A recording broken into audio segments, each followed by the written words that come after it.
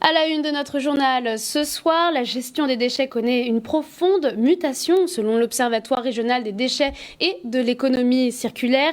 La fréquentation des déchetteries a bondi de 55% depuis 2020, portée à la fois par l'ouverture de nouveaux sites, mais aussi l'adhésion croissante des habitants aux enjeux de tri et de recyclage. C'est sur le territoire de Cap Excellence que l'ambition est claire, contribuer pleinement à l'objectif zéro déchet pour 2035. La récente mise en service de la déchetterie de Trioncel à Bémao ainsi que le Petit Pérou témoignent de cette volonté d'accélérer la transition vers une économie circulaire, transformer les déchets en ressources, offrir une seconde vie aux objets et mobiliser les citoyens autour d'initiatives solidaires. Autant d'orientations que la communauté d'agglomération souhaite mettre en avant. Retour en images avec Olivier Félix. Nous sommes là pour faire la promotion de l'événement du samedi 13 décembre. Donc, il y a une grosse opération de collecte solidaire de jouets. L'objectif, en fait, c'est d'initier au sein des usagers de Cap Excellence le geste de donner des objets en bon état et fonctionnels pour pouvoir prolonger leur durée de vie.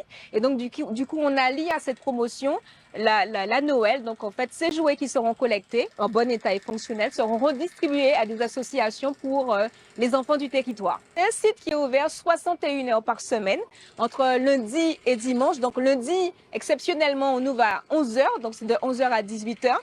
Pourquoi 11 heures? Parce que tout simplement, à Cap Excellence, on a choisi de faire visiter l'équipement. Donc, la journée de 8 heures à 11 heures du lundi. Et c'est une journée qui est réservée à la visite du public scolaire. Ensuite, sur le reste de la semaine, c'est ouvert du mardi au vendredi de 8h30 à 18h, le samedi de 7h à 17h et enfin le dimanche de 7h à 13h. C'est un site en fait qui a vocation à maximiser la valorisation des déchets.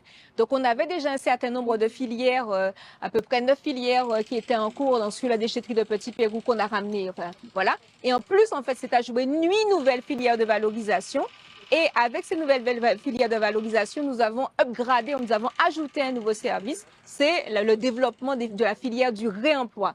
Donc, au-delà de la valorisation, puisque valoriser, c'est recycler, c'est très bien, mais si au-delà du recyclage, nous pouvons prolonger la durée de vie, donner nos objets qui servent à d'autres acteurs qui pourront s'en servir, c'est une bonne chose, ça veut dire qu'on ne jette pas. Et donc, du coup, on passe d'une économie linéaire à une économie solidaire et on fait de nos objets une ressource.